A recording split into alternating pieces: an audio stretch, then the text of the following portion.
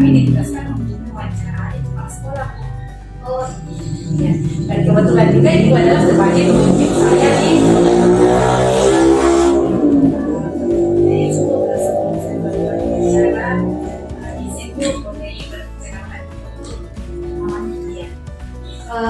nama saya Destiani Susana SPD kepala sekolah di UPT SDN 3 kebetulan di salah satu guru saya yang saya pimpin. Terima kasih Bu. Jadi mungkin saya langsung saja Bu. Oh iya silahkan Bu. Oh iya. Jadi mungkin kita tidak itu dalam lingkungan tempat kita bekerja, karena kita pasti akan mengalami suatu permasalahan.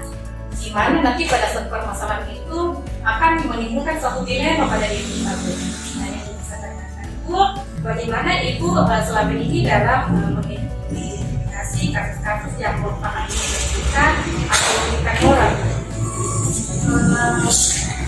Dilema etika itu adalah sebuah situasi yang terjadi ketika seseorang harus memilih antara dua pilihan, di mana kedua pilihan secara moral benar-benar tapi pertama tidak wujud moral itu adalah situasi yang terjadi ketika seseorang harus membuat keputusan antara benar dan salah. Dari pengalaman saya kita selama ini bekerja atau mengajar dimanapun, kita telah mengetahui bahwa etika adalah hal yang harus dihadapi dari waktu ke waktu.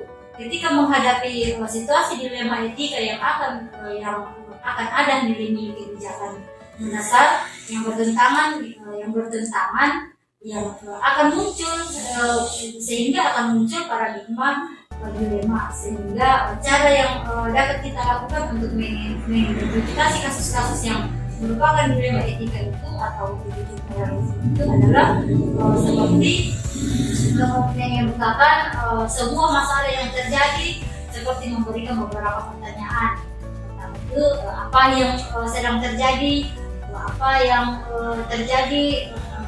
yang terjadi itu dapat mengandung permasalahan. Berikut apakah yang dapat saya lakukan untuk mengatasinya sehingga menghasilkan jawaban untuk menentukan langkah selanjutnya. Berikut yang kedua adalah menganalisis penyebab masalah, seperti menilai masalah manakah masalah yang paling mendesak untuk dipilih, yang tentunya tidak menimbulkan paradigma baru atau observasi lagi. Yang ketiga adalah observasi masalah yang dilakukan dengan kepentingan untuk melihat bagaimana permasalahan tersebut muncul, mengapa permasalahan tersebut terjadi, apa penyebab dari permasalahan tersebut bisa muncul. Kemudian membuat konsep rencana pemecahan masalah yang terkait dengan sistem atau kebijakan yang tidak merugikan baik itu instansi maupun pendidik, sehingga nantinya menjadi lingkungan kerja yang kondusif. Jadi Ibu dalam memecahkan permasalahan itu terlebih dahulu mengidentifikasi apakah permasalahan itu termasuk ke dalam etika atau merugikan orang yang begitu. Kemudian Ibu bagaimana Ibu menjalankan pengambilan keputusan di sekolah Ibu, terutama untuk kasus-kasus di mana ada dua kepentingan yang sama-sama benar atau sama-sama mengandung nilai kebajikan. Misalnya dalam suatu sekolah ada salah seorang guru yang diputus untuk mengikuti suatu pelatihan, di mana pelatihan itu untuk mengembangkan potensi diri.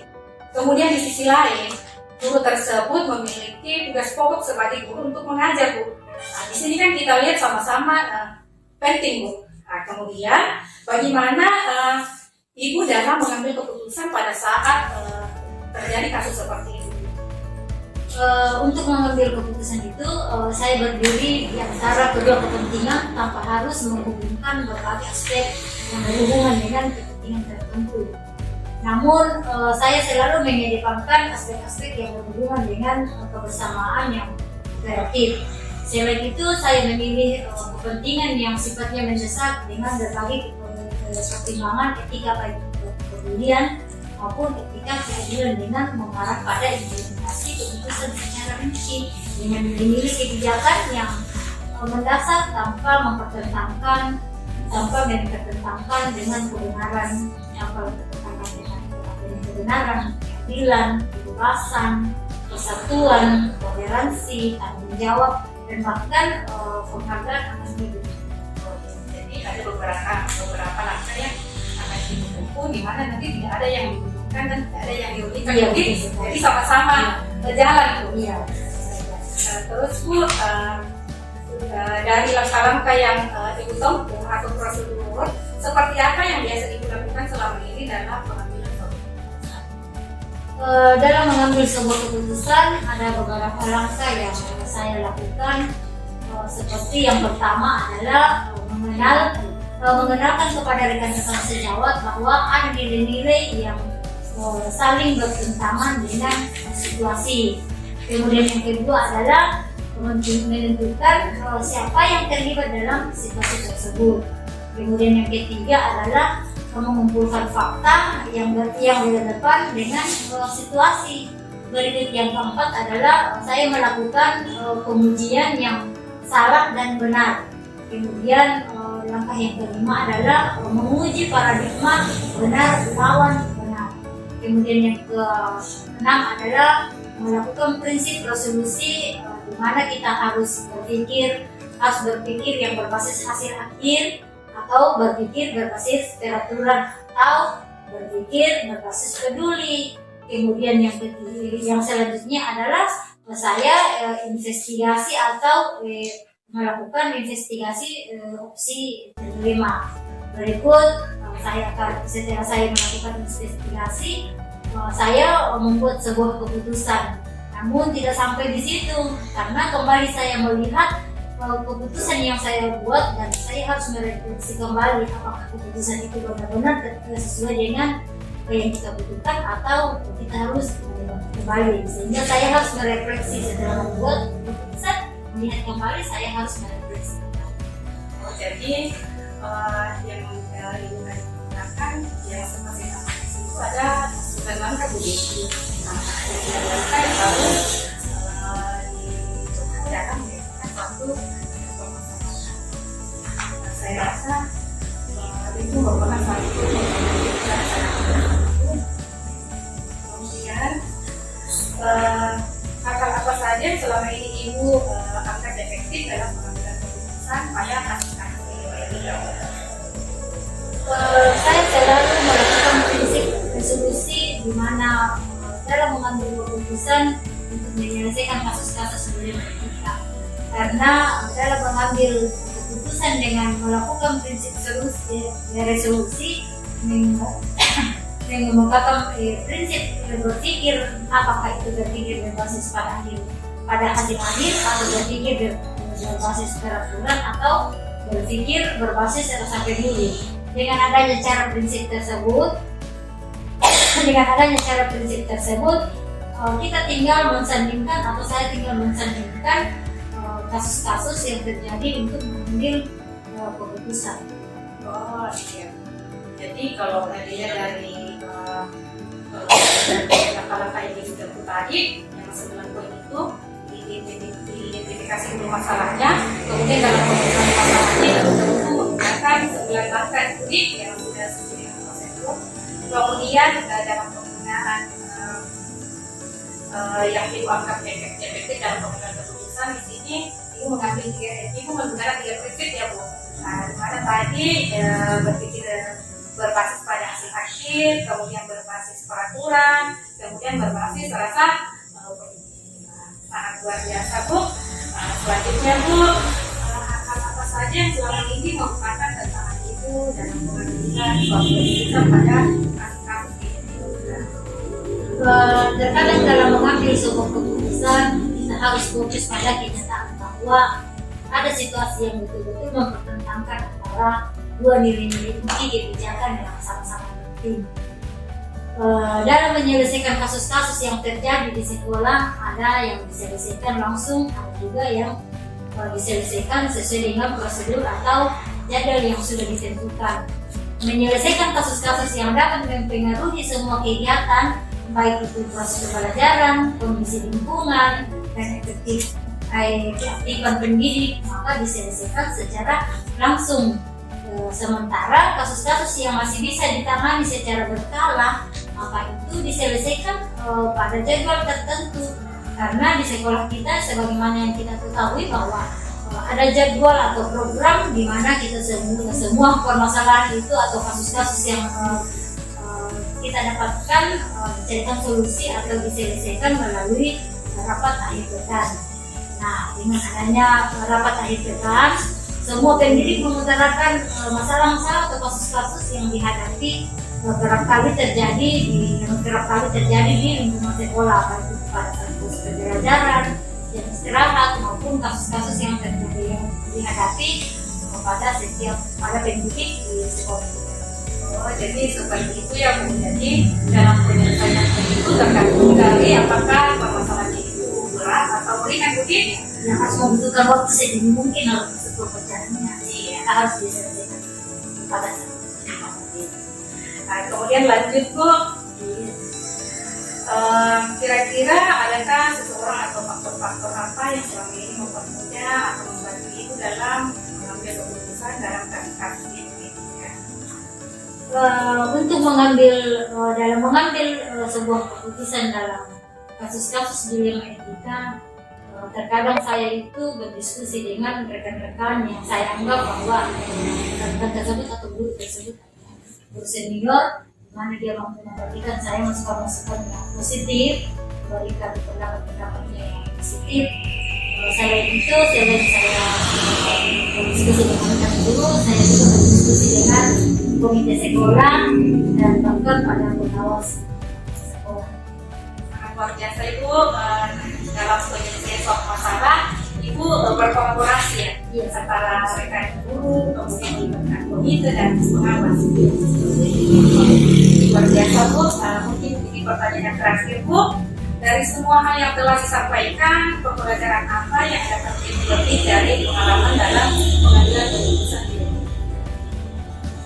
Dalam menyelesaikan kasus-kasus dilema etika, kita harus fokus pada kasus dan langkah dalam mengambil keputusan, sehingga nantinya kita tidak salah langkah dalam mengambil keputusan tersebut. Selain itu, dalam menyelesaikan kasus-kasus dilema etika, seorang pemimpin itu harus menjadi garda terdepan, sehingga tujuan terdepan untuk mengambil sebuah keputusan yang tentunya menjadi salah satu pemecahan masalah. Menjadi seorang pemimpin dalam sebuah instansi harus memiliki sikap tenang dan selalu berpikir positif, sehingga kebijakan-kebijakan dalam mengambil keputusan itu sudah dapat sesuai dengan kasus-kasus. Terima kasih atas ya Bu. Dari paparan Ibu tadi, saya sangat puas dengan apa yang diutarakan, sangat terkesan, sangat luar biasa itu. Semoga kepala sekolah yang lain juga berpikiran juga seperti itu dalam penyelesaian keluarga Bu. Terima kasih atas waktunya Bu.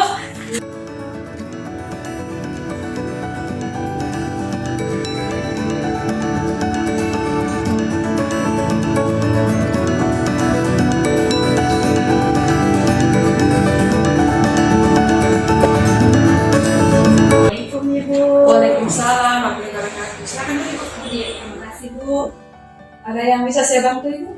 Oh iya Bu, kebetulan kami sebagai calon guru penggerak diberikan tugas untuk melakukan wawancara kepada kepala sekolah terkait dengan etika, bagaimana cara seorang pemimpin dalam menentukan keputusan. Oh silakan. Tidak apa-apa, silakan. Bagaimana Bu, apa Ibu punya waktu sebentar? Ya boleh, silakan. Oke, jadi terima kasih Bu atas waktunya. Saya langsung saja Budi. Jadi nanti saya akan memberikan pertanyaan atau wawancara kepada beberapa poin terkait pengambilan keputusan itu dalam memimpin sekolah itu. Tapi terlebih dahulu atau dulu perkenalkan diri dulu. Oh iya. Nama saya itu Suryani B, SPD NPD. Saya kebetulan ditugaskan di STN 129 Gunung ini sebagai pimpinan di sekolah ini. Saya sudah bertugas ini selama 1 tahun lebih. dan mudah-mudahan saya bisa juga menjawab beberapa pertanyaan yang Ibu ajukan kepada saya sesuai dengan pengalaman saya selama ini memimpin sekolah ini. Terima kasih Bu. Jadi saya langsung saja Bu. Nah, jadi dalam suatu sekolah Bu, kita tidak pungkiri bahwa pasti kita akan mengalami suatu permasalahan harian. Nah, terkait dari permasalahan tersebut, bagaimana Ibu selama ini dalam mengidentifikasi suatu permasalahan yang termasuk di Filipina atau di Oh iya, terlebih dahulu kita harus perlu pahami bahwa apa yang dimaksud dengan genetika, di mana genetika itu merupakan kasus yang kita dihadapkan pada dua pilihan, di mana yang satu benar dan yang satunya juga benar. Kemudian ada namanya rujukan moral, di mana dalam pengambilan keputusan ini kita dihadapkan juga atas dua pilihan, namun yang ini yang satu ada yang satu yang benar, kemudian yang satu ada yang salah. Jadi dalam pengambilan keputusan itu kita harus menggunakan 3 jenis cara berpikir. Yang pertama itu berpikir berbasis hasil akhir, kemudian yang kedua berpikir berbasis peraturan, dan yang ketiga kita berpikir berbasis rasa peduli. Jadi selama ini dalam pengambilan keputusan kita identifikasi dulu apakah permasalahannya termasuk di etika atau rujukan moral. Kemudian setelah diidentifikasi, kemudian kita menggunakan 3 prinsip dalam pengambilan keputusan. Nah, kemudian selama ini bagaimana Ibu menjalankan pengambilan keputusan di sekolah Ibu, terutama untuk kasus-kasus atau yang sama-sama benar Bu, atau sama-sama mengandung nilai kebajikan. Misalnya di sekolah Ibu ada salah seorang guru Ibu yang diutus untuk mengikuti workshop untuk pengembangan diri. Kemudian di sisi lain, guru tersebut kan memiliki tugas fokus sebagai guru, yaitu kita harus mengajar Bu. Di mana kedua kepentingan ini sama-sama penting Bu. Yang pertama mengikuti workshop untuk pengembangan diri, kemudian di sisi lain kita harus menjalankan tugas kita, tugas pokok kita sebagai guru, yaitu mengajar. Nah, kalau misalnya dalam permasalahan seperti ini Bu, bagaimana kira-kira cara Ibu dalam mengambil keputusan? Jadi sebagai pimpinan di sekolah ini saya mengambil keputusan dan dilihat dari berbagai proses. Tahapan yang pertama itu adalah mengidentifikasi masalah yang akan kita hadapi ini, kemudian yang kedua merumuskan tujuan yang ingin kita capai, kemudian kita memilih beberapa solusi dalam pemecahan masalah, dan yang terakhir kita pilih dari beberapa solusi tersebut mana yang paling tepat dalam mengambil keputusan untuk penyelesaian masalah yang kita hadapi. Jadi dari pengambilan keputusan itu langkah-langkah atau prosedur seperti apa yang biasa Ibu lakukan selama ini dalam pengambilan keputusan? Jadi langkah-langkah atau prosedur yang biasa saya lakukan dalam mengidentifikasi beberapa masalah ini, yang pertama itu kita harus identifikasi betul masalah-masalah yang akan kita dihadapkan kepada kita. Kemudian kita menyaring masalah itu apakah benar-benar berhubungan dengan aspek moral, bukan norma sosial. Kemudian siapa-siapa yang terlibat dalam masalah, kemudian mencari dan mengumpulkan fakta yang relevan, serta kemudian yang terakhir, yang paling akhir adalah kita harus mengunci kebenaran dan kesalahan dari apa yang kita permasalahkan tersebut. Jadi dalam pengambilan keputusan itu ada beberapa langkah-langkah yang harus dilalui Bu. Ada prosedurnya. Jadi dari beberapa langkah-langkah yang Ibu tempuh dalam pengambilan keputusan, yaitu yang pertama kita identifikasi dulu Bu. Kemudian siapa-siapa yang terlibat, kemudian kita kumpulkan fakta-fakta yang berbeda, dan itu kita menguji kebenaran atau kesalahan yang ada. Ibu mencari hal-hal apa saja yang selama ini Ibu menganggap efektif dalam pengambilan keputusan pada kasus-kasus genetika yang Ibu rasakan.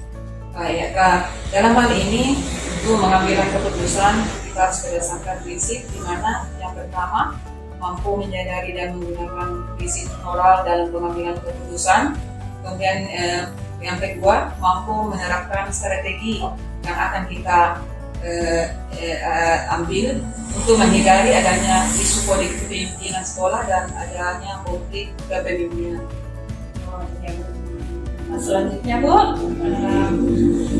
hal-hal apa saja yang selama ini merupakan tantangan dalam pengambilan keputusan dalam masalah pendidikan Biasanya ada beberapa hal yang merupakan tantangan bagi saya. Yang pertama itu terkadang dalam pengambilan keputusan itu kita fokus pada kenyataan bahwa ada sesuatu situasi yang betul-betul mempertentangkan antara dua nilai-nilai inti kebajikan yang sama-sama pentingnya. Namun dalam pengambilan keputusan harus melalui prosedur yang matang agar tidak memberatkan salah satu pihak. Itu yang saya lakukan. Oh, jadi yang ibu lakukan yaitu dipikirkan matang-matang. Iya, dipikirkan matang-matang. Tidak ada yang dirugikan, tidak ada yang dirugikan, tapi sama-sama penting dalam hal ini. Nah, selanjutnya tuh, apakah ibu memiliki sebuah tata atau jadwal tertentu dalam sebuah konsentrasi kerja? Apakah ibu langsung menyelesaikan di tempat atau memiliki sebuah jadwal untuk menyelesaikannya? Kemudian bentuk atau prosedur apa yang ibu lakukan? Ya. Yang saya lakukan adalah yang dalam menyelesaikan masalah itu dalam menyelesaikan itu kita tergantung dari masalah tersebut. Jika seandainya masalah itu agak rumit, maka permasalahan itu kita harus mempersiapkan semuanya dulu, mulai dari beberapa prosedur yang harus kita lalui. Kemudian kalau permasalahan itu ringan, kalau bisa saat itu juga bisa diselesaikan, maka diselesaikan saat itu. Oh, jadi penyelesaiannya itu tergantung dari masalahnya, apakah berat atau ringan. Adakah seseorang atau faktor-faktor apa yang selama ini mempermudah atau membantu ibu dalam pengambilan keputusan dalam kasus-kasus atau permasalahan di etika? Ya, dalam pengambilan keputusan pada dilema etika, saya ada 3 faktor yang saya gunakan. Di antaranya itu yang pertama faktor ilmu pengetahuan, kemudian faktor legislasi atau teman, kemudian yang ketiga adalah faktor sosial yang biasa saya gunakan. Luar biasa Bu. Jadi dalam penyelesaian ini ibu menggunakan 3 faktor Budi, yaitu faktor pengetahuan, legislasi dan faktor sosial. Baik Bu, ini pertanyaan dari saya Bu. Dari semua hal yang telah disampaikan, pembelajaran apa yang dapat ibu petik dari pengalaman dalam pengambilan keputusan di hidup kita? Jadi keputusan yang tepat menurut saya adalah keputusan yang bijak, akan sangat berpengaruh dalam perubahan pendidikan yang lebih maju. Oleh karena itu, adanya berbagai kasus, maka pengalaman saya sebagai seorang pimpinan akan semakin bertambah, dan itu juga demi kemajuan sekolah yang saya. Luar biasa sekali Ibu. Terima kasih banyak Bu. Saya kira mungkin pertanyaan yang saya berikan kepada Ibu sudah cukup. Mohon maaf sudah mengganggu Ibu. Terima kasih banyak Bu. Ya, tidak apa-apa, sama-sama kita saling membutuhkan untuk meningkatkan masing-masing potensi yang kita miliki. Jadi ada hubungan timbal balik lah antara guru dengan kepala sekolah, karena keduanya harus memang bersinergi dalam memajukan suatu sekolah. Bu, terima kasih banyak Budi. Mungkin saya pamit dulu Bu, mau kembali ke sekolah Bu. Terima kasih banyak Bu sudah menyita waktunya Bu. Assalamualaikum warahmatullahi wabarakatuh.